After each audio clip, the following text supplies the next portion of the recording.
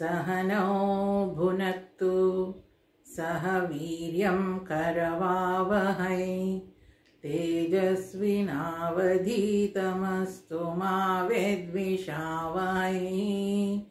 ओम शांति शांति शांति। गुरु ब्रह्मा गुरु विष्णु गुरुदेवो महेश्वरः गुरु साक्षात् परब्रह्मा तस्मै श्री गुरवे नमः। तस्मै श्री गुरवे नमः। गणपति उपनिषत्तु शांति मंत्र। भद्रं कर्णेभिः शृणुयाम देवाः भद्रं पश्येमाक्षभिर्यजत्राः स्थिरैरङ्गैस्तुष्टुवागुंसस्तनूभिः व्यशेम देवहितं यदायुः। स्वस्ति न इन्द्रो वृद्धश्रवाः स्वस्ति नः पूषा विश्ववेदाः स्वस्ति नस्तार्क्ष्यो अरिष्टनेमिः स्वस्ति नो बृहस्पतिर्दधातु। ओम शांति शांति शांति।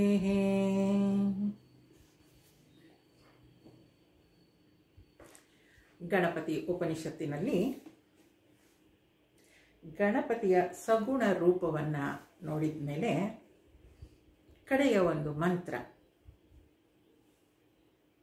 ಇಷ್ಟೆಲ್ಲ ನಿರ್ಗುಣ ನಿರಾಕಾರನಾದ ಗಣಪತಿಯ ಬಗ್ಗೆ ತಿಳ್ಕೊಂಡು ಸಗುಣ ಸಾಕಾರ ಮೂರ್ತಿಯ ಬಗ್ಗೆ ತಿಳ್ಕೊಂಡ ಮೇಲೆ ಒಬ್ಬ ಭಕ್ತ ಏನು ಮಾಡಲಿಕ್ಕೆ ಸಾಧ್ಯ? ಅವನಿಗೆ ನಮಸ್ಕಾರ ಮಾಡೋದು ಅಂದ್ಬಿಟ್ರೆ ಬೇರೆ ಏನೂ ಇಲ್ಲ. ಅದನ್ನೇ ಈ ಕಡೆಯ ಮಂತ್ರದಲ್ಲಿ ಹೇಳ್ತಾ ಇರೋದು.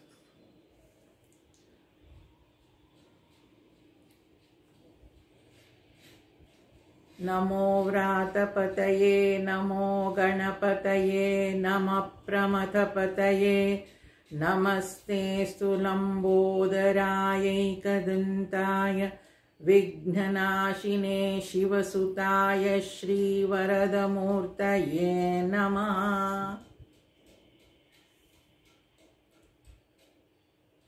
ಇಷ್ಟೆಲ್ಲ ಗಣಪತಿ ಬಗ್ಗೆ ತಿಳ್ಕೊಂಡ್ಮೇಲೆ ಸರ್ವವೂ ಅವನೇ, ಅಷ್ಟು ಜ್ಞಾನಿಯೂ ಅವನೇ, ಎಲ್ಲದರಲ್ಲೂ ಅವನೇ ಇರೋದು, ಅವನ್ಬಿಟ್ಟೆ ಬೇರೆ ಇಲ್ಲ ಅಂತ ತಿಳಿದ ಕೂಡಲೇ ಒಬ್ಬ ಭಕ್ತ ಏನು ಮಾಡ್ಲಿಕ್ಕೆ ಸಾಧ್ಯ?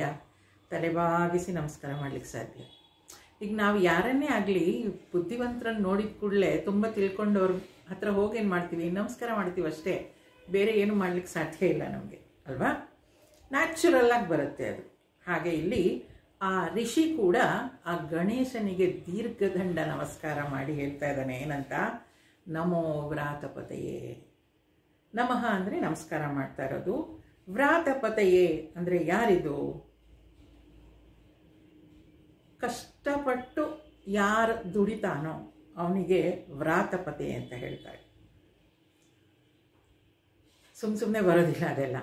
ವ್ರಾತಪತಿ, ಕಷ್ಟಪಟ್ಟು ಯಾರು ಸಂಪಾದಿಸಿರ್ತಾನೋ ಅವನಿಗೆ ವ್ರಾತಪತೆ ಅಂತ ಹೇಳ್ತಾರೆ. ನಮಃ ಗಣಪತೆಯೇ. ಗಣಗಳ ಪತಿ. ಎಷ್ಟೊಂದು ಗುಂಪುಗಳನ್ನು ನಾವು ನೋಡಿದ್ವಿ ಅಲ್ವಾ? ಆ ಗುಂಪುಗಳ, ಆ ಗಣಗಳ, ಗಣ ಅಂತ ಅಂದರೆ ಲೆಕ್ಕ ಹಾಕೋದು, ಅದರ ಪತಿ ಗಣಪತಯೇ.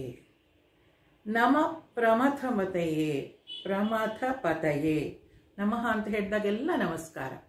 ಯಾರಿಗೆ? ಪ್ರಮಥಪತಯೇ ಅಂತ ಹೇಳಿದ್ರೆ ಭಗವಂತನ ಪ್ರೀತಿಯ ಭಕ್ತರಿಗೆ ನಮಸ್ಕಾರ. ಹೇಗಿದೆ ನೋಡಿ, ಸ್ಪೆಷಲ್ ಡಿವೋಟೀಸ್ ಅಂತ ಹೇಳ್ತೀವಲ್ವಾ? ಹಾಗೆ ಯಾರು ಶಿವನ ಪ್ರಿಯ ಭಕ್ತರಾಗಿರ್ತಾರೋ ಅವರಿಗೆ ನಮಸ್ಕಾರ. ಪ್ರಮಥರು ಅಂತ ಹೇಳಿದ್ರೆ ವಿಶೇಷ ಭಕ್ತರು ಶಿವನಿಗೆ ಅಂತ. ಅದು ನೋಡೋಣ, ಮುಂದಕ್ಕೆ ವಿವರಣೆ ಬರುತ್ತೆ, ಅಲ್ಲಿ ನೋಡೋಣ. ನಮಃ ಪ್ರಮಥಪತಯೇ ನಮಸ್ತೆ ನಮಸ್ತೆ ಅಸ್ತು ಲಂಬೋದರಾಯ. ನಿನಗೆ ನಮಸ್ತೆ ಲಂಬೋದರ ಅಂತ ಹೇಳಿದ್ರೆ ಯಾರ ಹೊಟ್ಟೆ ದೊಡ್ಡದಾಗಿದೆಯೋ, ಜಗತ್ತನ್ನು ತನ್ನ ಹೊಟ್ಟೆಯೆಲ್ಲ ಇಟ್ಕೊಂಡಿದ್ದಾನೋ ಅಂತ ಹೇಳ್ತಾರಲ್ಲ, ಅವನಿಗೆ ನಮಸ್ಕಾರ. ಲಂಬೋದರ ಅಂತ ಹೇಳಿದ್ರೆ ದೊಡ್ಡ ಹೊಟ್ಟೆ ಇರುವಂಥವನು ಅಂತ. ಏಕದಂತಾಯ, ಅವನಿಗೆ ಒಂದು ಕೋರೆ ಇದೆ, ಇನ್ನೊಂದು ಅರ್ಧ ಮುರಿದು ಹೋಗಿದೆ ಅಲ್ವಾ, ಅದಕ್ಕೆ ಅವನನ್ನು ಏಕದಂತ ಅಂತ ಕರೆಯೋದು. ವಿಘ್ನನಾಶಿನೇ, ಯಾರು ವಿಘ್ನಗಳನ್ನು ನಾಶ ಮಾಡ್ತಾನೋ. ಶಿವಸುತಾಯ, ಶಿವನ ಪುತ್ರ, ಶಿವನ ಸುತ. ವರದ ಮೂರ್ತಯೇ, ವರವನ್ನು ಕೊಡ್ತಾ ಇದ್ದಾನು ಅವನು, ಅಂದರೆ ನಮ್ಮ ಎಲ್ಲ ಕಾಮನೆಗಳು ಪೂರ್ತಿ ಆಗಲಿ ಅಂತ ಅವನು ವರವನ್ನು ಕೊಡ್ತಾ ಇದ್ದಾನೆ. ಆದ್ದರಿಂದ ಅವನು ವರದ ಮೂರ್ತಯೇ ನಮಃ, ನಿನಗೆ ನಮಸ್ಕಾರ ಮಾಡ್ತಾ ಇದ್ದೀನಿ ಅಂತ. ಇಲ್ಲಿ ವ್ರಾತಪತಿ ಗಣಪತಿ ಮೊದಲನೇದು ಏನು, ನಮೋ ವ್ರಾತಪತೆಯೇ ನಮೋ ಗಣಪತಯೇ ಅಂತ ಹೇಳಿದಾಗ ನಮಗೆ ಗೊತ್ತಿದೆ. ವ್ರಾತ ಅಂತ ಹೇಳಿದ್ರೆ ಇಲ್ಲಿ ಕಷ್ಟಪಟ್ಟು ಯಾರು ದುಡಿತಾರೋ ಅವರಿಗೆ ವ್ರಾತ ಅಂತ ಹೇಳ್ತಾರೆ. ಅಂದರೆ ಕಷ್ಟಪಟ್ಟು ಕೆಲಸ ಮಾಡ್ತಾ ಇದ್ದಾರೆ ಅಂತ, ಕಷ್ಟಪಟ್ಟು ದುಡಿತಾ ಇದ್ದಾರೆ ಅಂತ. ಅಂಥವ್ರಿಗೆ ಅವನು ನಾಯಕ. ಬೇಕಾದಷ್ಟು ಗಣಗಳು ಅಂತ ಹೇಳಿದ್ವಿ ಅಲ್ವಾ, ಇದರಲ್ಲಿ ಕಷ್ಟಪಟ್ಟು ದುಡಿಯೋರಿಗೆ ವ್ರಾತರು ಅಂತ ಹೇಳ್ತಾರೆ. ಅವರ ಪತಿ ವ್ರಾತಪತಿ ಅಂದರೆ ಮತ್ತೆ ಗಣಪತಿನೇ. ಪ್ರಮಥ ಅಂತ ಹೇಳುವಾಗ ಶಿವನ ಗಣ ಅಥವಾ ಶಿವನಿಗೆ ಅತ್ಯಂತ ಪ್ರಿಯವಾದ ಪ್ರಮಥರು ಅಂತ ಹೇಳಿದ್ರೆ ಅತ್ಯಂತ ಹತ್ತಿರವಾದ ಡಿವೋಟೀಸ್ ಅಂತ. ಈಗ ನಂದಿ, ಭೃಂಗಿ, ವೀರಭದ್ರ ಇವರೆಲ್ಲ ಯಾರು, ಶಿವನಿಗೆ ಅತ್ಯಂತ ಸಮೀಪರಾಗಿರೋರು. ಅವರಿಗೆ ಆ ಪ್ರಮಥ ಅಂಥವರ ಪತಿ, ಅವರಿಗೂ ಕೂಡ ಗಣಪತಿಯೇ ಲೀಡರ್, ಪ್ರಮಥಪತಿ, ಅವನಿಗೆ ನಮಸ್ಕಾರ. ವಿಘ್ನ ವಿನಾಯಕ, ವಿಘ್ನ ವಿನಾಶಕ ಎರಡೂ ನೋಡಿ. ವಿಘ್ನಗಳನ್ನು ಅವನು ಕೊಡಬಹುದು, ವಿಘ್ನಗಳನ್ನು ಅವನು ನಾಶ ಮಾಡಬಹುದು, ಎರಡೂ ಅವನೇ ಮಾಡಬಹುದು. ಆದ್ದರಿಂದ ಅವನನ್ನು ಪೂಜಿಸೋದ್ರಿಂದ ಎಲ್ಲ ವಿಘ್ನಗಳು ನಾಶ ಆಗತ್ತೆ ಅಂತ. ಯಾರು ಈ ವಿಘ್ನಗಳನ್ನು ನಾಶ ಮಾಡ್ತಾನೋ ಅಂಥವನಿಗೆ ನಮಸ್ಕಾರ. ಯಾರು ಈ ವಿಘ್ನಗಳನ್ನು ಸೃಷ್ಟಿಸ್ತಾನೋ ಅಂಥವನಿಗೆ ನಮಸ್ಕಾರ ಅಂತ. ಶಿವಸುತ, ಶಿವಸುತ ಅಂತ ಹೇಳಿದ್ರೆ ಶಿವ ಪಾರ್ವತಿಯರ ಮಗ, ನಮಗೆಲ್ಲ ಕತೆ ಗೊತ್ತಿರೋ ಹಾಗೆ ಅವನಿಗೆ ನಮಸ್ಕಾರ. ಇಲ್ಲಿಗೆ ಗಣಪತಿ ಉಪನಿಷತ್ತು ಮುಕ್ತಾಯ ಆಗುತ್ತೆ. ಮುಂದಿಂದೆಲ್ಲ ಫಲಶ್ರುತಿ. ಇನ್ನೊಮ್ಮೆ ಈ ಮಂತ್ರವನ್ನು ಹೇಳ್ತೀನಿ, ಅರ್ಥ ಸಹಿತ ಸ್ವಲ್ಪ ಅದನ್ನು ಗ್ರಹಿಸಲಿಕ್ಕೆ ಪ್ರಯತ್ನ ಮಾಡಿ.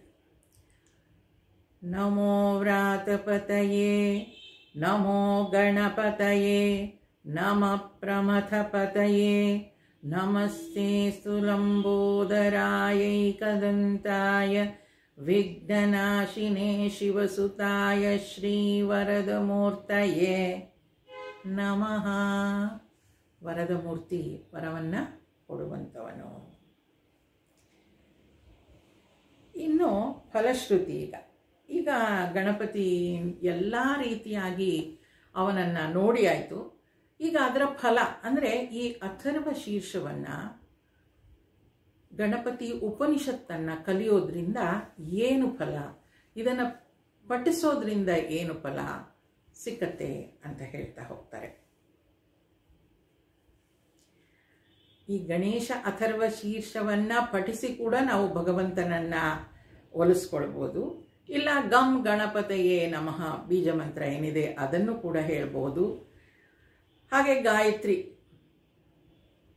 ಆ ಗಾಯತ್ರಿ ಮಂತ್ರ ಏನಿತ್ತು ಅದನ್ನು ನೋಡಿದ್ವಿ ಅಲ್ವಾ, ಅದನ್ನು ಹೇಳಿ ಕೂಡ ಮಾಡ್ಬೋದು. ಏನದು, ತನ್ನೋದಂತಿ ಪ್ರಚೋದಯಾತ್ ಏಕದಂತಾಯ ವಿದ್ಮಹೇ ವಕ್ರತುಂಡಾಯ ಧೀಮಹಿ ತನ್ನೋದಂತಿ ಪ್ರಚೋದಯಾತ್. ಗಣೇಶ ಗಾಯತ್ರಿ ಇದನ್ನು ಕೂಡ ಹೇಳ್ಬೋದು ಅಂತ. ಆದರೆ ಇಲ್ಲಿ ಉಪನಿಷತ್ತನ್ನು ಓದೋದ್ರಿಂದ ಏನೇನು ಬೇರೆ ಬೇರೆ ಫಲಗಳು ಸಿಗುತ್ತೆ ನೋಡ್ಬಿಡೋಣ ಅಲ್ವಾ. ಯಾಕಂದರೆ ನಾವು ಏನಾದರೂ ಮಾಡಬೇಕು ಅಂದರೆ ಅದರಿಂದ ಏನು ಸಿಗುತ್ತೆ ಫಸ್ಟ್ ಪ್ರಶ್ನೆ. ಹಾಗಾದರೂ ಓದಲಿ ಅಂತ ಫಲವನ್ನು ಹೇಳ್ತಾರೆ ಋಷಿಗಳು. ಅದು ಗಣಪತಿ ಉಪನಿಷತ್ ಪುಸ್ತಕದಲ್ಲಿ ಇಲ್ಲ, ಸಸ್ವರ ವೇದ ಮಂತ್ರದಲ್ಲಿ ಇದೆ, ಅದರಿಂದ ನೋಡ್ಕೊಳ್ಳಿ. ಏತತಥರ್ವಶೀರ್ಷಂ ಯೋದಿತೆ ಸ ಬ್ರಹ್ಮ ಭೂಯಾಯ ಕಲ್ಪತೆ ಸ ಸರ್ವ ವಿಘ್ನೈರ್ನ ವಾದ್ಯತೆ ಸ ಸರ್ವತ್ರ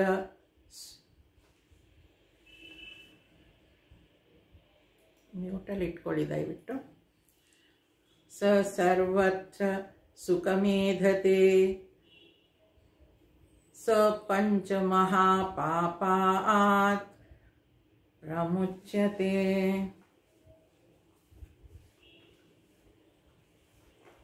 ಏತತ್ ಅಂದರೆ ಏತತ್ ಇದು. ಅಥರ್ವಶೀರ್ಷಂ, ಅಥರ್ವಶೀರ್ಷ ಉಪನಿಷತ್ತು ಯಹ.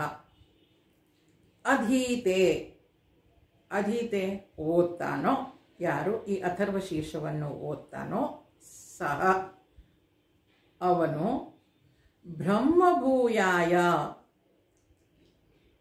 ಬ್ರಹ್ಮಭೂಯಾಯ ಅಂದರೆ ರಿಯಲೈಸೇಷನ್,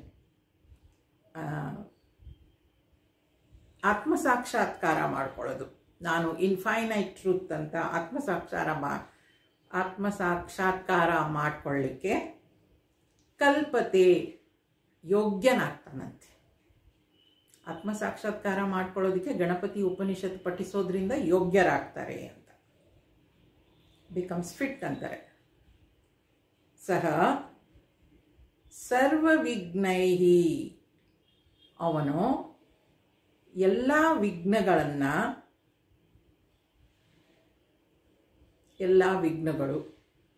ನ ಬಾಧ್ಯತೆ, ಅವನನ್ನು ಯಾವ ವಿಘ್ನಗಳು ಬಾಧಿಸುವುದಿಲ್ಲ. ಸಹ ಸರ್ವತ್ರ ಸುಖಂ ಅಂದರೆ ಸರ್ವತ್ರ ಸುಖಂ, ಯಾವಾಗಲೂ ಎಲ್ಲ ಸಮಯದಲ್ಲೂ ಎಲ್ಲ ಸಂದರ್ಭಗಳಲ್ಲೂ, ಸರ್ವತ್ರ ಅಂದರೆ ಸುಖಂ ಸಂತೋಷವಾಗಿ, ಏಧ್ಯತೆ ಸಂತೋಷವನ್ನು ಗಳಿಸ್ತಾನೆ ಅವನು. ಸಹ ಹಿ, ಸಹ ಅಂದರೆ ಅವನು ಪಂಚಮಹಾಪಾಪಾತ್ ಪ್ರಮುಚ್ಯತೆ, ಪಂಚಮಹಾಪಾಪಗಳಿಂದ ಮುಕ್ತನಾಗ್ತಾನೆ ಅಂತ ಹೇಳ್ತಾರೆ. ಯಾರು ಗಣಪತಿ ಅಥರ್ವಶೀರ್ಷವನ್ನು, ಗಣಪತಿ ಉಪನಿಷತ್ತನ್ನು ಪಠಿಸ್ತಾರೋ, ಮೊದಲನೇ ಫಲ ಹೇಳ್ತಾ ಇರೋದು, ಅವನು ಮೋಕ್ಷಕ್ಕೆ ಅಂದರೆ ಸಾಕ್ಷಾತ್ಕಾರ ಮಾಡ್ಕೊಳ್ಳೋದಕ್ಕೆ ಅರ್ಹನಾಗ್ತಾನೆ. ಅಂದರೆ ನಾನು ನಿತ್ಯ ಶುದ್ಧ ಆನಂದ ಸ್ವರೂಪ ಅನ್ನೋದನ್ನು ತಿಳ್ಕೊಳ್ಳೋದಕ್ಕೆ ಅರ್ಹನಾಗ್ತಾನೆ. ಅವನು ಎಂತಹ ಸಂದರ್ಭದಲ್ಲೂ ಯಾವಾಗಲೂ ಕೂಡ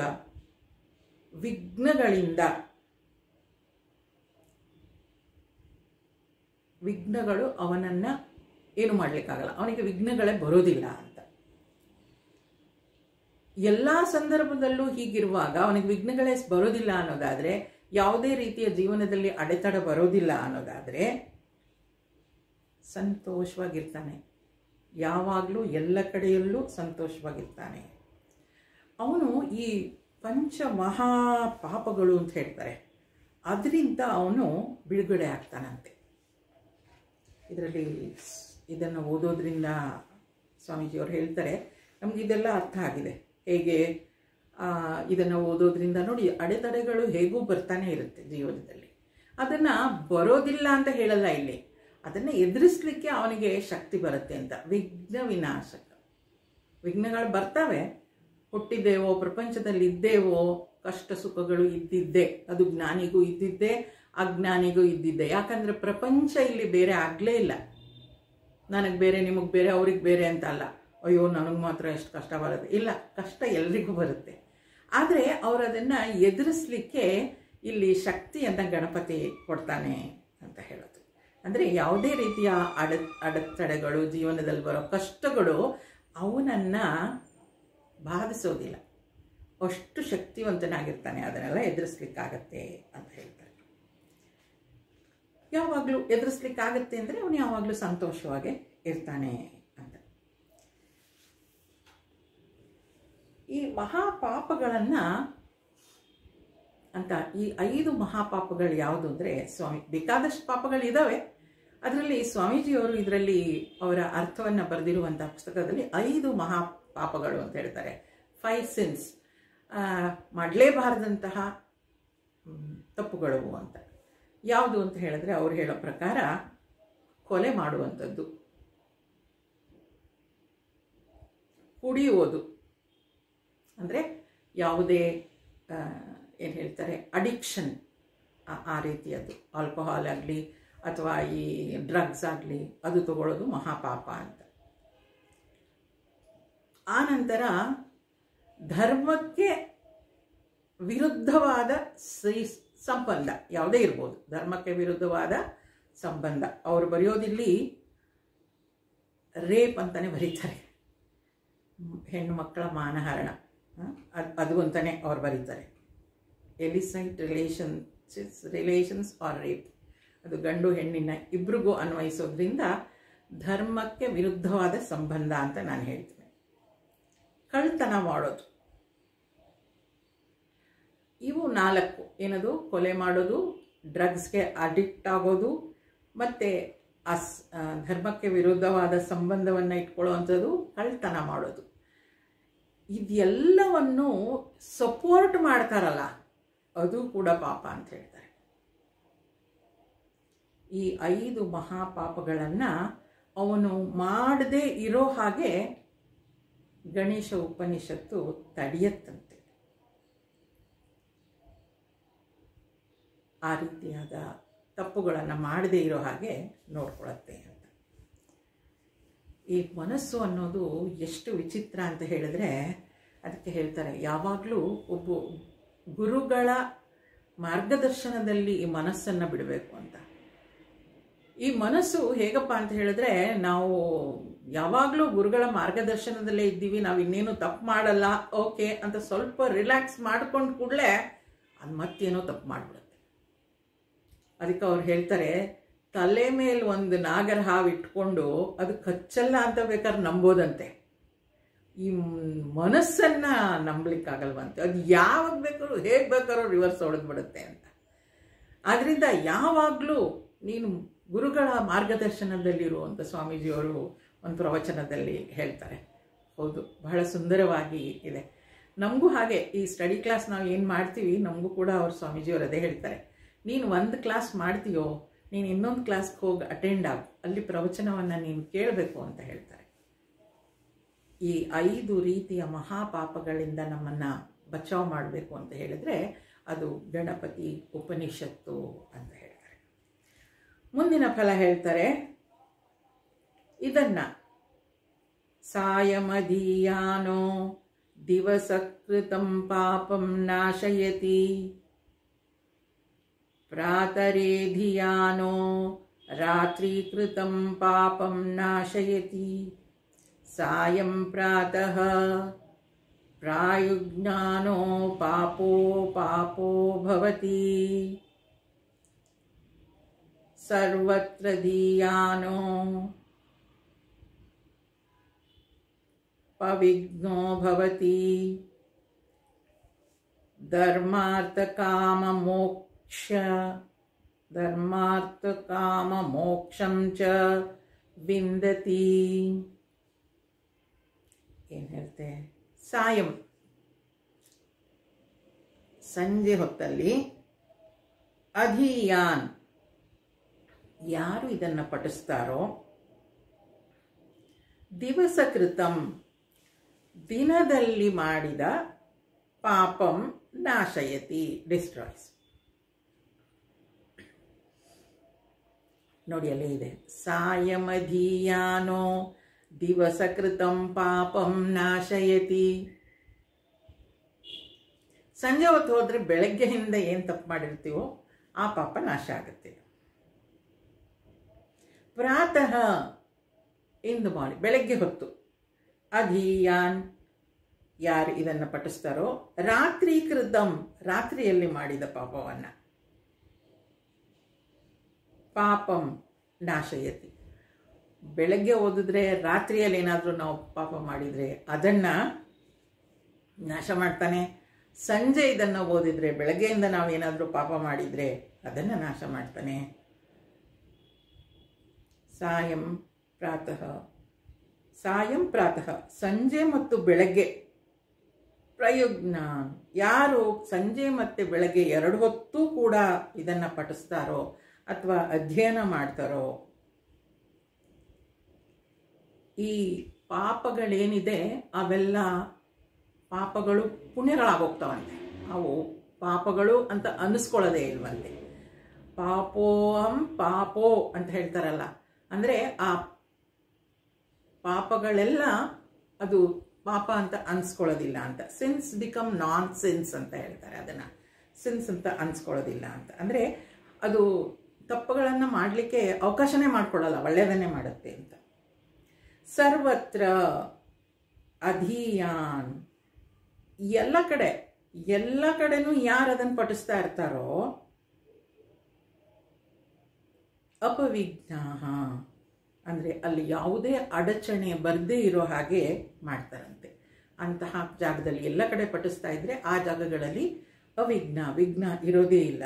ಭವತಿ ಧರ್ಮಾರ್ಥ ಕಾಮ ಮೋಕ್ಷಂ ಚ ವಿಂದತಿ, ಅವನು ಧರ್ಮ ಅರ್ಥ ಕಾಮ ಮೋಕ್ಷ 4 ಪುರುಷಾರ್ಥಗಳನ್ನು ಪಡಿತಾನಂತೆ. ಎಷ್ಟು ಚೆನ್ನಾಗಿದೆ ನೋಡಿ. ಯಾರು ಬೆಳಗ್ಗೆ ಈ ಮಂತ್ರವನ್ನು, ಈ ಉಪನಿಷತ್ತನ್ನು ಪಠಿಸ್ತಾನೋ ಅವನು, ಯಾರು ಮೊದಲು ಹೇಳಿರೋದು ಸಾಯಂಕಾಲ ಪಠಿಸ್ತಾನೋ, ಬೆಳಗ್ಗೆಯಿಂದ ಏನೇನು ಪಾಪ ಮಾಡಿರ್ತಾನೆ ಅದಕ್ಕೆ ಪ್ರಾಯಶ್ಚಿತ್ತ, ಅದೆಲ್ಲ ನಾಶ ಆಗುತ್ತೆ. ಬೆಳಗ್ಗೆ ಯಾರು ಇದನ್ನು ಪಠಿಸ್ತಾನೋ ರಾತ್ರಿ ಎಲ್ಲ ಏನಾದರೂ ಪಾಪ ಮಾಡಿದರೆ ಅದರಿಂದ ಮುಕ್ತಿ ಆಗ್ತಾನೆ. ಬೆಳಗ್ಗೆ ಮತ್ತು ಸಂಜೆ 2 ಹೊತ್ತು ಅವನು ಮಾಡಿದ್ರೆ ಅವನು ಪಾಪ ಮಾಡಲಿಕ್ಕೆ ಸಾಧ್ಯನೇ ಇಲ್ಲ. ಅವನು ಸಿನ್ಲೆಸ್, ಅಂದರೆ ಯಾವುದೇ ತಪ್ಪುಗಳನ್ನು ಮಾಡದೇ ರೀತಿಯಲ್ಲಿ ಇರ್ತಾನೆ. ಎಲ್ಲೆಲ್ಲಿ ಹೋದರೂ ಅದನ್ನು ಚಾಂಟ್ ಮಾಡ್ತಾನೆ, ಎಲ್ಲ ಕಡೆನೂ ಅವನು ಹೇಳ್ತಾನೆ, ಯಾವಾಗಲೂ ಅದನ್ನು ಹೇಳ್ಕೊಳ್ತಾ ಇರ್ತಾನೆ ಅಂತ ಹೇಳಿದ್ರೆ ಅವನಿಗೆ ಯಾವುದೇ ರೀತಿಯ ವಿಘ್ನಗಳು ಜೀವನದಲ್ಲಿ ಬರೋದಿಲ್ಲ. ಅಲ್ದಲೆ ಯಾವಾಗಲೂ ಅದನ್ನು ಹೇಳ್ತಾ ಇರೋದ್ರಿಂದ ಅವನು 4 ಪುರುಷಾರ್ಥಗಳನ್ನು ಸುಲಭವಾಗಿ ಅವನು ಗಳಿಸ್ಬಿಡ್ತಾನೆ. ಯಾವುದದು? ಧರ್ಮ ಅರ್ಥ ಕಾಮ ಮತ್ತು ಮೋಕ್ಷ.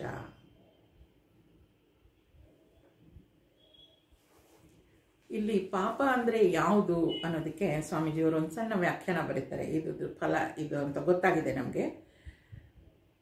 ಯಾವ ಕರ್ಮ ನಮಗೆ ದುಃಖವನ್ನು ಉಂಟು ಮಾಡುತ್ತೋ ಅದು ಪಾಪ ಅಂತ.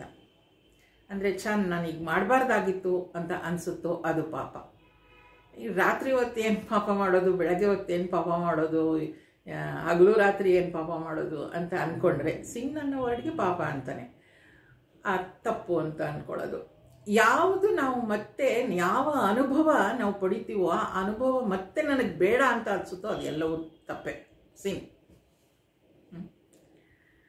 ಆದ್ದರಿಂದ ಆ ರೀತಿಯ ನಮ್ಮನ್ನು ನಾವೇ ಅಂದ್ಕೋತೀವಿ, ನಾನು ಹಾಗೆ ಮಾಡಬಾರ್ದಾಗಿತ್ತು ಅಂತ, ಅದೆಲ್ಲವೂ ತಪ್ಪೆ. ಅದನ್ನು ಮಾಡಬಾರ್ದು, ಪಾಪ ಅಂತ ಹೇಳ್ತಾರೆ. ಇದನ್ನು ಪಠಿಸೋದ್ರಿಂದ ಈ ರೀತಿಯಾದ ಫಲ ಸಿಗತ್ತೆ. ಮುಂದುವರಿಸ್ತಾ, ಇದಮಥರ್ವಶೀರ್ಷಂ ಅಶಿಷ್ಯಯಾಯ ನ ದೇಯಂ ಯೋ ಯದಿ ಮೋಹಾದ್ ದಾಸ್ಯತಿ ಸ ಪಾಪೀಯಾನ್ ಭವತಿ. ನೋಡಿ ಎಷ್ಟು ಚೆನ್ನಾಗಿದೆ. ಇದನ್ನ ಅಥರ್ವಶೀರ್ಷಂ, ಈ ಅಥರ್ವಶೀರ್ಷ ಉಪನಿಷತ್ತನ್ನ ಅಶಿಷ್ಯಾಯ ಅಂದರೆ ಯಾರು ಕ್ವಾಲಿಫೈ ಆಗಿಲ್ವೋ, ಯಾರಿಗೆ ಯೋಗ್ಯತೆ ಇರಲ್ವೋ ಅಂಥವನಿಗೆ ಹೇಳಿದ್ರೆ ಅದನ್ನು ಅವನಿಗೆ ಹೇಳಬಾರ್ದು ಅಂತ ಹೇಳ್ತಾರೆ. ಅಂಥವನಿಗೆ ಯಾರಿಗೆ ಯೋಗ್ಯತೆ ಇದೆ ಇಲ್ಲ ಅನ್ನೋದು ಗುರುಗಳು ನಿಶ್ಚಯ ಮಾಡ್ತಾರೆ. ಅನ್ಕ್ವಾಲಿಫೈಡ್ ಸ್ಟೂಡೆಂಟ್ಸ್ ಅಂತ ಹೇಳ್ತಾರೆ. ಯಾರು ಭಕ್ತ ಅಲ್ವೋ ಅಂಥವನಿಗೆ ಇದನ್ನು ಕೊಡಬಾರ್ದು ಅಂತ ಹೇಳ್ತಾರೆ. ಅಥವಾ ಯದಿ ಮೋಹಾದ್ ದಾಸ್ಯತಿ ಸ ಪಾಪೀಯಾನ್ ಭವತಿ. ಅಂದರೆ ಯಾರೋ ಅಟ್ಯಾಚ್ಮೆಂಟಿಂದ ಏನೋ ನಮ್ಮವರಲ್ವಾ ನಾನು ಹೇಳ್ಕೊಡ್ಬೇಕು ಅಂತ ಹೇಳ್ಕೊಟ್ಟೋ, ಅಥವಾ ಡಿಲ್ಯೂಷನಿಂದ ಏನಂದರೆ ಇವ್ನಿಗೆ ಹೇಳ್ಕೊಟ್ರೆ ಏನೋ ಸರಿ ಹೋಗ್ಬಿಡುತ್ತೇನೋ ಅಂತ ಅಂದ್ಕೊಂಡು ಒಂಥರ ಟೆಂಪ್ಟೇಷನಿಂದ ಅಂಥವನಿಗೆ ಹೇಳ್ಕೊಟ್ರೆ ಅದು ಪಾಪ ಅಂತ ಹೇಳ್ತಾರೆ. ಅಂದರೆ ಅದು ಸರಿಯಲ್ಲ. ಈ ಅಥರ್ವ ಶೀರ್ಷವನ್ನು ಯೋಗ್ಯರಲ್ಲದೆ ಅವರಿಗೆ ಹೇಳಬಾರ್ದು ಅಂತ. ಅವನೇನಾದರೂ ಅದನ್ನು ಯಾವುದೋ ಲಾಭಕ್ಕೋಸ್ಕರ ಮಾಡಿದ್ರೆ ಅವನು ಪಾಪವನ್ನು ಮಾಡಿದಂತೆ ಅಂತ ಹೇಳ್ತಾರೆ.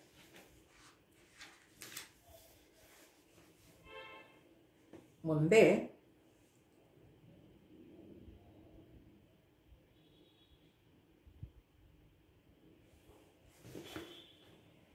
ಸ್ವಲ್ಪ ಬೇರೆ ಬೇರೆ ಥರ ಇದೆ, ಒಂದು ನಿಮಿಷ ನೋಡಿಕೊಂಡು.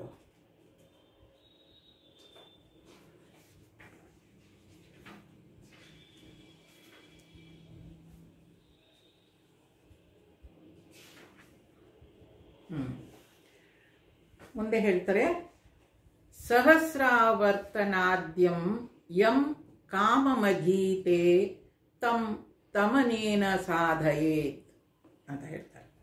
ಅಂದರೆ ಏನಿದು?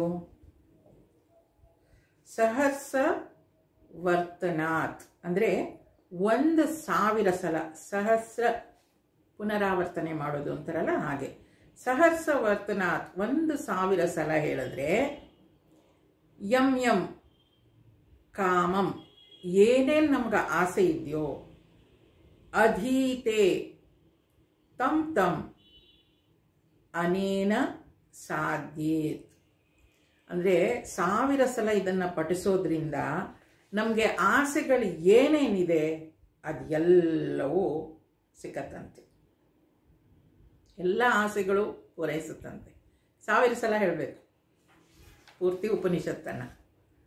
ಇವತ್ತಿಂದನೇ ಶುರು ಮಾಡ್ಬೋದು. ಒಂದಿಂದ ಏನು ಹೇಳ್ತಾರೆ? ಅನೇನ ಗಣಪತಿಮಭಿಷಿಂಚಂತಿ ಸ ವಾಗ್ಮೀ ಭವತಿ. ಇದನ್ನ ಗಣಪತಿ ಉಪನಿಷತ್ತನ್ನ ಅಭಿಷಿಂಚಂತಿ ಅಂದರೆ ಅಭಿಷೇಕ ಮಾಡ್ತಾ ಅವನು ಇದನ್ನ ಪಠಿಸಿದ್ರೆ, ಗಣಪತಿ ವಿಗ್ರಹವನ್ನು ಇಟ್ಕೊಂಡು ಅಭಿಷೇಕ ಮಾಡ್ತಾ ಇದನ್ನ ಪಠಿಸಿದ್ರೆ ಅವನೇನಾಗ್ತಾನೆ? ಹಿ ಬಿಕಮ್ಸ್ ಎಲೋಕ್ವೆಂಟ್ ಸ್ಪೀಕರ್ ಅಂತಾರೆ. ಅಂದರೆ ಅವನ ವಾಣಿ, ಅವನು ಮಾತನಾಡೋದು ತುಂಬ ಚೆನ್ನಾಗಾಗತ್ತೆ ಅಂತ, ಅವನು ಒಳ್ಳೆ ವಾಗ್ಮಿ ಆಗ್ತಾನೆ ಅಂತ ಹೇಳ್ತಾರೆ. ಏನೋ ಅವನಿಗೆ ಗಣಪತಿಗೆ ಅಭಿಷೇಕ ಮಾಡ್ತಾ ಇದನ್ನು ಪಠಿಸೋದ್ರಿಂದ. ಚತುರ್ಥ್ಯಮನಶ್ನಂಚಪತಿ ಸ ವಿದ್ಯಾವಾನ್ ಭವತಿ.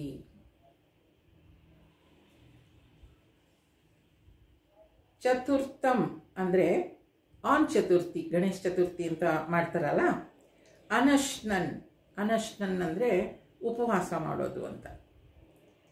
ಜಪತಿ ಇದನ್ನು ಪಠಿಸೋದ್ರಿಂದ ಸಹ ವಿದ್ಯಾವಾನ್ ಭವತಿ, ಅವನು ವಿದ್ಯಾವಂತನಾಗ್ತಾನಂತೆ. ಗಣೇಶ ಚತುರ್ಥಿ, ಸಂಕಷ್ಟ ಚತುರ್ಥಿ ಅಂತೆಲ್ಲ ಮಾಡ್ತೀವಲ್ವಾ, ಅದು ಆವಾಗ ಉಪವಾಸ ತಾನೇ ಮಾಡೋದು. ಚಂದ್ರನನ್ನು ನೋಡಿದ ಮೇಲೆ ಏನಾದರೂ ನಾನು ಸ್ವೀಕರಿಸ್ತೀನಿ ಅಂತ.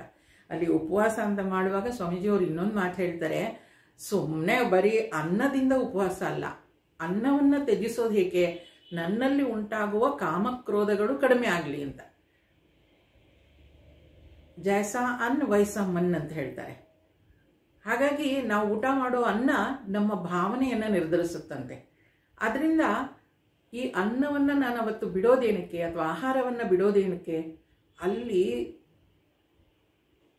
ನನಗೆ ಕೋಪ ತಾಪ ಬರದೇ ಇರೋ ಹಾಗೆ ಪ್ರಶಾಂತವಾಗಿ ಇರಬೇಕು ಅನ್ನೋ ಕಾರಣದಿಂದ ಅನ್ನವನ್ನು ತ್ಯಜಿಸೋದು.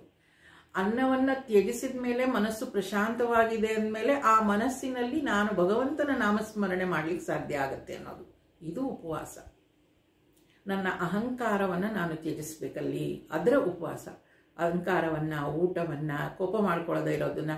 ಸಂಕಷ್ಟ ದಿನ ಎಲ್ಲೆಲ್ಲದ ಕೋಪ ಬರ್ತಾ ಇರುತ್ತೆ. ಬೆಳಗ್ಗೆಯಿಂದ ಉಪವಾಸ ಮಾಡ್ತಾ ಇದ್ದೀನಿ, ನೀವು ಬೇರೆ ನನ್ನ ತಲೆ ತಿನ್ನಬೇಡಿ, ಅದು ಉಪವಾಸ ಅಲ್ಲ. ಸಂಕಷ್ಟಿ ಅಂದರೆ ಭಗವಂತನ ಆ ಚತುರ್ಥಿ ಮಾಡೋದು ಅಂದರೆ ಆ ರೀತಿಯ ಉಪವಾಸವನ್ನು ಯಾರು ಮಾಡ್ತಾರೋ ಅವನು ಬುದ್ಧಿವಂತನಾಗ್ತಾನೆ ಹಿ ಬಿಕಮ್ಸ್ ಎ ನಾಲೆಡ್ಜಬಲ್, ಜ್ಞಾನಿ ಆಗ್ತಾನೆ, ವಿದ್ಯಾವಾನ್ ಭವತಿ ಅಂತ ಹೇಳ್ತಾರೆ. ಇತ್ಯಥರ್ವಶೀರ್ಷ ವಾಕ್ಯಂ ಅಂತ ಹೇಳ್ತಾರೆ. ಇದು ಅಥರ್ವಶೀರ್ಷ ವಾಕ್ಯಂ ಅಂತ ಹೇಳಿದ್ರೆ ಅಥರ್ವ ಅನ್ನೋ ಋಷಿಯ ವಾಕ್ಯ ಇದು, ಈ ಫಲಶ್ರುತಿ. ಇದನ್ನು ಹೇಳಿರೋದೇನು, ಚತುರ್ಥಿಯಂದು ಈ ರೀತಿಯಾಗಿ ಮಾಡೋದ್ರಿಂದ ಅವನು ಜ್ಞಾನಿ ಆಗ್ತಾನೆ, ನಾಲೆಡ್ಜಬಲ್ ಆಗ್ತಾನೆ ಅಂತ ಹೇಳಿರೋದು ಯಾರು? ಅಥರ್ವ ಅನ್ನುವಂತಹ ಋಷಿ ಅಂತ ಹೇಳ್ತಾರೆ.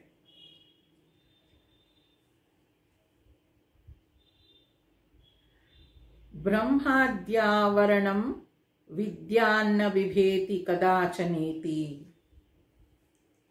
ಬ್ರಹ್ಮಾದ್ಯಾವರಣಂ ಅಂತ ಹೇಳಿದ್ರೆ ಈ ಬ್ರಹ್ಮಜ್ಞಾನವನ್ನ, ಆ ಸತ್ಯವನ್ನ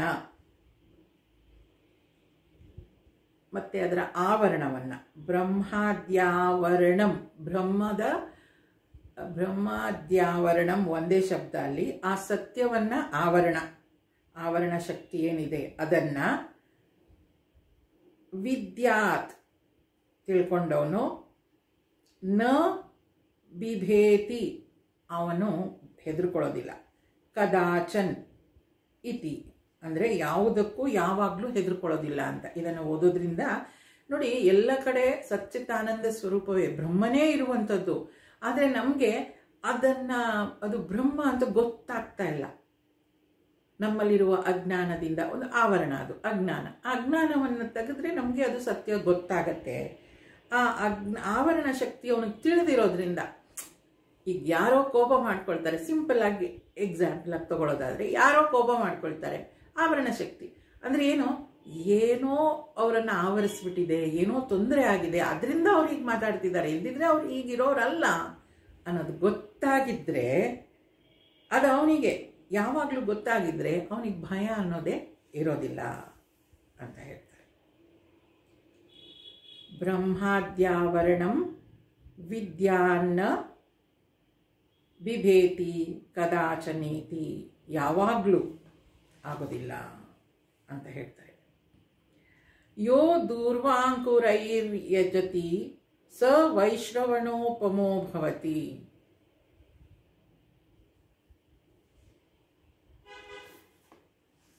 ಯಹ ದೂರ್ವ ಅಂದರೆ ಎಲ್ಲರಿಗೂ ಗೊತ್ತು, ಅದು ದೂರ್ವ ಗ್ರಾಸ್, ಹುಲ್ಲು. ದೂರ್ವವನ್ನು ತಂದು ನಾವು ಗಣಪತಿಯನ್ನು ಪೂಜೆ ಮಾಡ್ತೀವಲ್ಲ, ಅದು ಗರಿಕೆ ಅಂತ ಏನು ಹೇಳ್ತೀವಿ, ಅದು. ಯಾರು ದೂರ್ವಾಂಕುರೈಹಿ ಯಜತಿ, ಅದನ್ನ ದೂರ್ವಾಂಕುರೈ, ಆ ದೂರ್ವ ಗರಿಕೆಯಿಂದ ಪೂಜೆ ಮಾಡ್ತಾರೋ, ಸಹ ವೈಶ್ರವಣೋಪಮಃ ಭವತಿ. ವೈಶ್ರವಣೋಪಮಃ ಅಂತ ಹೇಳಿದ್ರೆ, ಯಾರು ಗರಿಕೆಯಿಂದ ಪೂಜಿಸ್ತಾನೋ ಅವನು ಕುಬೇರನಷ್ಟು ಸಾಹುಕಾರ ಆಗ್ಬಿಡ್ತಾನಂತೆ, ಅಷ್ಟು ವೆಲ್ತಿ ಪರ್ಸನ್, ಅಷ್ಟು ರಿಚ್ ಆಗಿಬಿಡ್ತಾನೆ ಗರಿಕೆಯಿಂದ ಪೂಜಿಸುವನು ಅಂತ ಹೇಳ್ತಾರೆ. ಅದಾದ ನಂತರ ಗರಿಕೆ ದೂರ್ವಾಂಕುರ ಅಂತ ಹೇಳ್ತೀವಿ ಅದಕ್ಕೆ. ಯೋ ಲಾಜೈರ್ಯಜತಿ ಸ ಯಶೋವಾನ್ ಭವತಿ. ಲಾಜೈಹಿ ಅಂತ ಹೇಳಿದ್ರೆ ಒನ್ ಹೂ, ಯಹ ಲಾಜೈಹಿ, ಯಾರು ಈ ಧಾನ್ಯಗಳಿಂದ ಪೂಜಿಸ್ತಾರೋ, ಸಹ ಯಶೋವಾನ್ ಭವತಿ, ಅವನು ಗಣಪತಿಯನ್ನ ಈ ಧಾನ್ಯಗಳಿಂದ ಯಾರು ಪೂಜಿಸ್ತಾರೋ ಅವನು ಸಾಕಷ್ಟು ಯಶೋವಾನ್ ಅಂದರೆ ಸಾಕಷ್ಟು ಫೇಮಸ್ ಆಗ್ತಾನೆ ಅಂತ.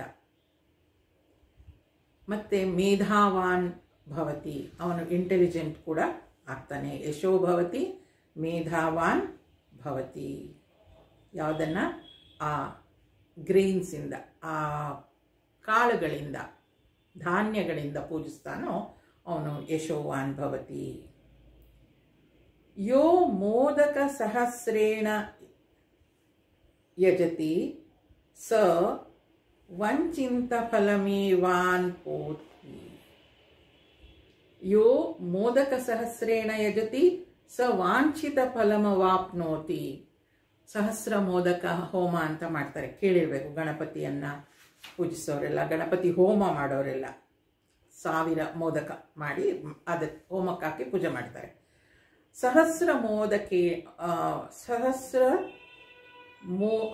ಮೋದಕ ಸಹಸ್ರೇಣ, ಆ 1000 ಮೋದಕಗಳನ್ನು ಯಜತಿ ಪೂಜಿಸ್ತಾರೋ ವಾಂಛಿತ ಫಲಂ ಅಂದರೆ ಅವಾಪ್ನೋತಿ ಅಟೈನ್ಸ್. ಅವನು ವಾಂಛಿತ ಫಲವನ್ನು ಅಂದರೆ ಅವನು ಏನು ಆಸೆ ಪಟ್ಟಿರ್ತಾನೋ, ಅಂದರೆ ಅವನು ಯಾವ ಆಸೆಯನ್ನು ರಿಲೀಸ್ ಮಾಡ್ತಾ ಇರ್ತಾನೋ ಅದನ್ನು ಅವನಿಗೆ ಸಿಗುತ್ತೆ. ಅಂದರೆ ಅವನಾಗಲೇ ಸುಖವಾಗಿದ್ದಾನೆ, 1000 ಮೋದಕ ಮಾಡಿ ಹೋಮ ಎಲ್ಲ ಮಾಡಿಸ್ಬೇಕು ಅಂದರೆ ಅವನು ತೃಪ್ತನಾಗಿದ್ದಾನೆ, ಆದರೆ ಮತ್ತಷ್ಟು ಅವನು ತೃಪ್ತಿಯನ್ನು ಪಡುವಂತೆ ಆಗತ್ತೆ ಅಂತ. 1000 ಮೋದಕಗಳನ್ನು ಮಾಡಬಹುದು. ಇಲ್ಲ ಅಂದರೆ ಯಹ ಸಾಧ್ಯ ಸಮಿದ್ಭಿರ್ಯಜತಿ ಸ ಸರ್ವಂ ಲಭತೆ ಸ ಸರ್ವಂ ಲಭತೆ.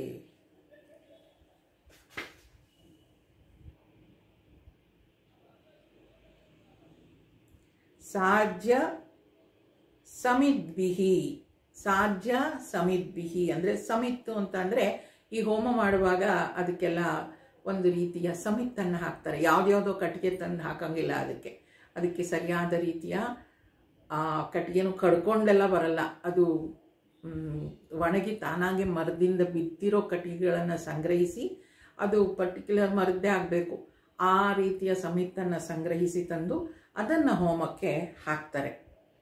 ಆ ಬೆಣ್ಣೆ ಮತ್ತು ಆ ರೀತಿಯ ಸಮಿತ್ತನ್ನು ಹಾಕಿ ಅದನ್ನು ಹೋಮ ಮಾಡಿ ಯಜತಿ ಅಂದರೆ ಅದನ್ನು ಮಾಡಿ ಹೋಮ ಮಾಡಿ ಸರ್ವಂ ಲಭತೆ ಅವನಿಗೆ ಎಲ್ಲವೂ ಸಿಕ್ಕತ್ತಂತೆ. ಸರ್ವಂ ಲಭತೆ ಸರ್ವಂ ಲಭತೆ ಅಂದರೆ ಎಲ್ಲವೂ ಸಿಗುತ್ತೆ ಅಂತ ನೋಡಿ. ಎಲ್ಲ ಎಷ್ಟು ಚೆನ್ನಾಗಿ ಹೇಳ್ತಾರೆ, 2 ಸಲ ಹೇಳ್ತಾ ಇದ್ದಾರೆ ಅದನ್ನು.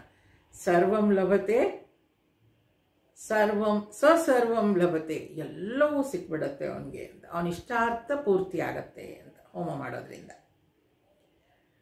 ಅಷ್ಟೋ ಬ್ರಾಹ್ಮಣಾನ್ ಸಮ್ಯಗ್ರಾಹಯಿತ್ವಾ ಸೂರ್ಯವರ್ಚಸ್ವಿ ಭವತಿ. ಇದು ಸುಂದರವಾಗಿದೆ. ಏನಂತ ಹೇಳ್ತಾರೆ? ಅಷ್ಟೌ 8, ಅಷ್ಟೌ ಅಂತ ಅಂದರೆ 8, ಬ್ರಾಹ್ಮಣಾನ್ ಅಂದರೆ ಒಳ್ಳೆಯ ವ್ಯಕ್ತಿಗಳಿಗೆ,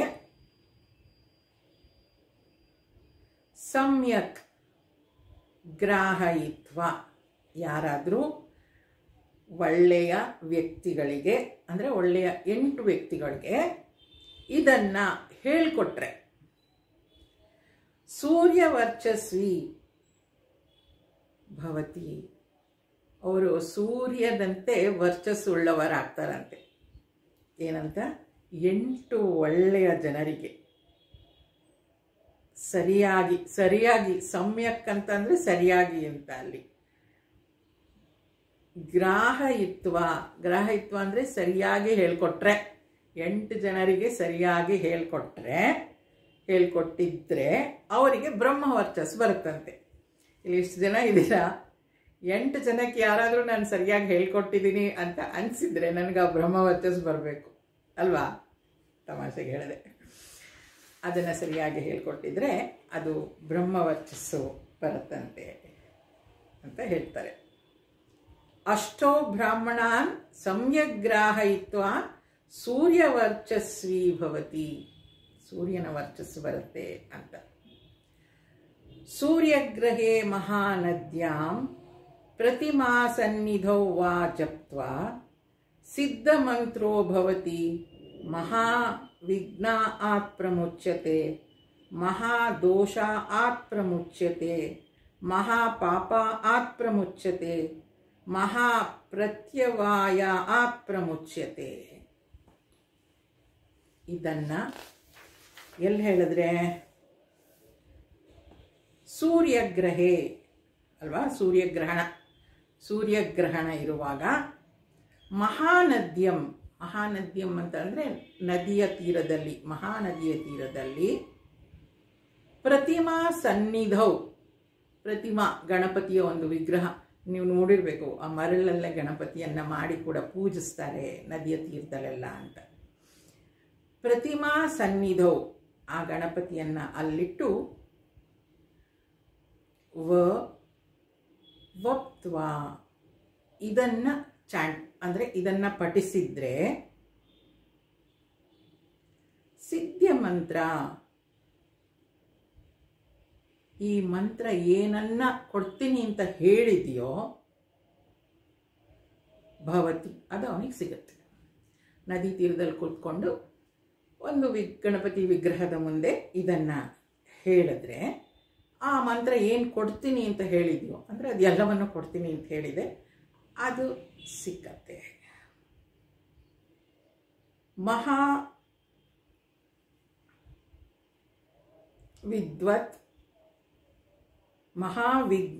ಮಹಾವಿಘ್ನಾತ್ ಪ್ರಮುಚ್ಯತೆ, ಅವನು ಎಲ್ಲ ವಿಘ್ನಗಳಿಂದ, ಮಹಾವಿಘ್ನಗಳ ಜೀವನದಲ್ಲಿ ಏನಾದರೂ ಬರ್ತಾ ಇದ್ರೆ ಅದರಿಂದ ಅವನು ಬಿಡುಗಡೆಯನ್ನು ಹೊಂದುತ್ತಾನೆ ಅಂತ.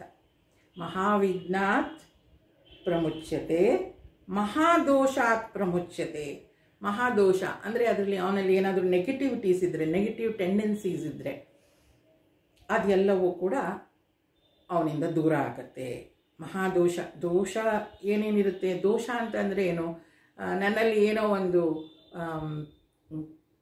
ಸಂಪೂರ್ಣತೆ ಇಲ್ಲ, ಇದರಲ್ಲಿ ಏನೋ ನನಗೆ ಇದು ಕೊರತೆ ಅಂತ ಅನ್ನಿಸ್ತಾ ಇದೆ, ಅದು ದೋಷ. ಆ ದೋಷವನ್ನು ಇರದ ಹಾಗೆ ಮಾಡ್ತಾನೆ. ಮಹಾವಿಘ್ನಾತ್ ಪ್ರಮುಚ್ಯತೆ, ಯಾವುದೇ ರೀತಿಯ ಅಡೆತಡೆಗಳಿಲ್ಲದೆ ಇರುವಂಥ ಜೀವನವನ್ನು ಕೊಡ್ತಾನೆ. ಮಹಾದೋಷಾತ್ ಪ್ರಮುಚ್ಯತೆ, ಏನಾದರೂ ದೋಷಗಳಿದ್ರೆ ದೋಷರಹಿತನನ್ನಾಗಿ ಮಾಡ್ತಾನೆ. ಮಹಾಪ್ರತ್ಯವಾಯಾತ್ ಪ್ರಮುಚ್ಯತೆ, 3 ಇಲ್ಲಿ ನೋಡಿ. ಅಂದರೆ ಈಗ ನಾನು ಯಾವುದೋ ಒಂದು ಆಬ್ಲಿಗೇಟರಿ ಡ್ಯೂಟೀಸ್ ಎಲ್ಲ ಮಾಡೋಕ್ಕಾಗಿಲ್ಲ, ಮಾಡಬೇಕು ಅಂತ ಗೊತ್ತು ನನಗೆ, ಆದರೆ ಮಾಡೋಕ್ಕಾಗಿಲ್ಲ, ಅದರಿಂದ ಪಾಪ ಬಂದಿರುತ್ತೆ. ಅಂದರೆ ನಾನು ಆ ತಪ್ಪನ್ನು ಮಾಡ್ತಾ ಇದ್ದೀನಿ ಅನ್ನೋ ಗಿಲ್ಟ್ ಫೀಲಿಂಗ್ ಇರುತ್ತೆ, ಅದನ್ನು ಕೂಡ ಭಗವಂತ ತೊಡಗಿಸಿ ಹಾಕ್ತಾನೆ ಅಂತ. ಇಲ್ಲೇನೇನು ಮಹಾವಿಘ್ನಾತ್ ಪ್ರಮುಚ್ಯತೆ, ವಿಘ್ನಗಳನ್ನು ತೊಲಗಿಸ್ತಾನೆ. ಮಹಾದೋಷಾತ್ ಪ್ರಮುಚ್ಯತೆ ಅಂದರೆ ಆ ನೆಗೆಟಿವ್ ಟೆಂಡೆನ್ಸಿಯಿಂದ ಅವನನ್ನು ದೂರ ಮಾಡ್ತಾನೆ, ದೋಷಗಳಿಂದ ದೂರ ಮಾಡ್ತಾನೆ. ಮಹಾಪ್ರತ್ಯವಾಯಾತ್, ಮಹಾಪ್ರತ್ಯವಾಯಾತ್ ಏನಾದರೂ ನಾನು ಪಾಪವನ್ನು ಮಾಡಿದರೆ ಅದರಿಂದಲೂ ಬಿಡುಗಡೆ ಮಾಡ್ತಾನೆ ಅಂತ ಭಗವಂತ ಇಲ್ಲಿ ಹೇಳ್ತಾನೆ. ಸರ್ವವಿದ್ಭವತಿ ಯ ಏವಂ ವೇದ. ಕಡೆಯಲ್ಲಿ ಯಾವಾಗಲೂ 2 ಸಲ ಹೇಳ್ತು ಯಾವುದಾದ್ರೂ ವಾಕ್ಯ ಅಂದರೆ ಮುಗೀತು ಅಂತ ಅರ್ಥ. ಸರ್ವವಿದ್ಭವತಿ ಅಂತ ಹೇಳಿದ್ರೆ ಏನೋ, ಇದು final realising knowledge of the Upanishad ಅಂತ ಹೇಳ್ತಾರೆ. ಸರ್ವವಿದ್ ಸರ್ವವಿದ್ ಅಂದರೆ ಎಲ್ಲವನ್ನು ತಿಳಿದಿರುವಂಥವನು. ಭವತಿ ಆಗ್ತಾನೆ. ಇದನ್ನು ಓದೋದ್ರಿಂದ ಸರ್ವವಿದ್ಭವತಿ ಎಲ್ಲವನ್ನು ತಿಳ್ಕೊಂಡವನಾಗ್ತಾನೆ. ಸರ್ವವಿದ್ಭವತಿ ಎಲ್ಲವನ್ನು ತಿಳ್ಕೊಂಡಿರೋವನಾಗ್ತಾನೆ. 2 ಸಲ ತಿಳ್ಕೊಂಡವನಾಗ್ತಾನೆ, ಅವನು ತಿಳ್ಕೊಂಡವನಾಗ್ತಾನೆ. ಯಹ ಅಂದರೆ ಯಾರು, ಏವಂ ಈ ರೀತಿಯಾಗಿ ಗಣಪತಿಯ ಉಪನಿಷತ್ತನ್ನು ಓದಿರ್ತಾನೋ, ವೇದ ಇತಿ ಉಪನಿಷತ್, ಯ ಏವಂ ವೇದ ಇತ್ಯುಪನಿಷತ್ತು ಉಪನಿಷತ್. ಈ ರೀತಿಯಾಗಿ ಯಾರು ಈ ಗಣಪತಿ ಉಪನಿಷತ್ತನ್ನು ತಿಳ್ಕೊಂಡಿರ್ತಾನೋ ಅವನು ಈ ಉಪನಿಷತ್ತನ್ನು ಸರಿಯಾಗಿ ತಿಳ್ಕೊಂಡಿದ್ದಾನೆ.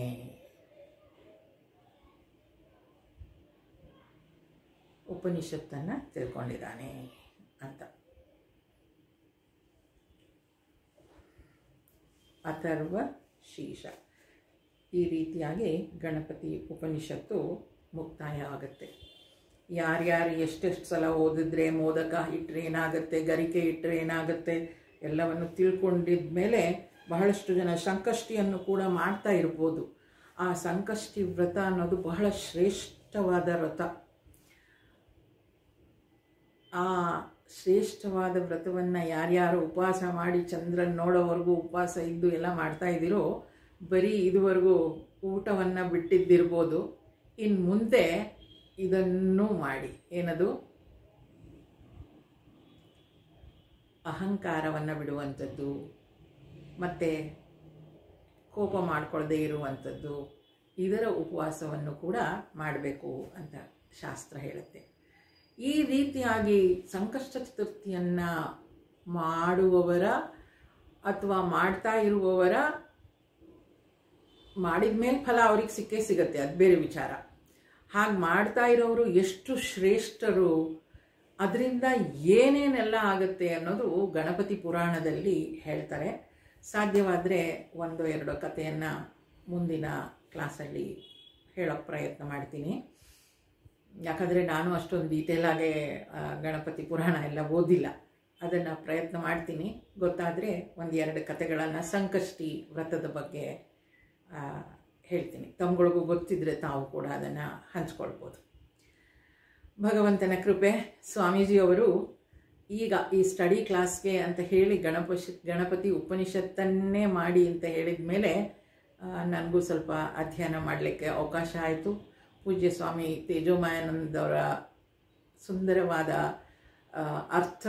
ಬರೆದಿರುವ ಅರ್ಥವನ್ನು ಓದ್ಕೊಂಡು, ಪೂಜ್ಯ ಸ್ವಾಮಿ ಅಭೇದಾನಂದ ಅಂತ ಸೌತ್ ಆಫ್ರಿಕಾದವರು ಮಾತನಾಡಿದ್ದಾರೆ, ಅವರ ಪ್ರವಚನಗಳನ್ನು ಕೂಡ ಕೇಳಿಕೊಂಡು, ಗಣಪತಿ ಉಪನಿಷತ್ತು ಅಂತ ಹೇಳಿ ಕನ್ನಡದಲ್ಲೇ ಇರುವಂತಹ ಆಧ್ಯಾತ್ಮ ಪ್ರಕಾಶನ ಕಾರ್ಯಾಲಯ ಹೊಳೆ ನರಸೀಪುರ, ಇದರಲ್ಲಿ ಏನು ಹೇಳ್ಕೊಟ್ಟಿದ್ದಾರೆ ಅನ್ನೋದನ್ನು ನೋಡಿಕೊಂಡು, ಹಾಗೆ ಗಣಪತಿ ಉಪನಿಷತ್ತು ಸ್ವಾಮಿ ತತ್ವವಿಧಾನಂದ ಸರಸ್ವತಿ ಅಂತ ಹೇಳಿ ದಯಾನಂದ ಸ್ವಾಮಿ ಆಶ್ರಮದ ಆಶಾ ವಿದ್ಯಾಪೀಠ ಅವ್ರದ್ದು ಪುಸ್ತಕದಲ್ಲೂ ಸಾಕಷ್ಟು ಓದ್ಕೊಂಡು, ನನಗೆ ಅರ್ಥವಾಗಿದ್ದರಲ್ಲಿ ಯಾವುದು ಹೇಳಲಿಕ್ಕೆ ಸಾಧ್ಯವಾಯಿತೋ ಅದಷ್ಟನ್ನು ತಮ್ಮೊಂದಿಗೆ ಹಂಚ್ಕೊಂಡಿದ್ದೀನಿ.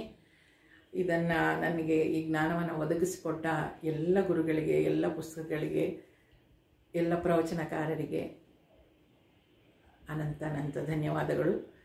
ಇದನ್ನು ಹೇಳುವಂತಹ ಒಂದು ಸುಂದರವಾದ ಅನುಭವ ಕೊಟ್ಟ ತಮ್ಮೆಲ್ಲರಿಗೂ ಅನಂತ ಧನ್ಯವಾದಗಳು.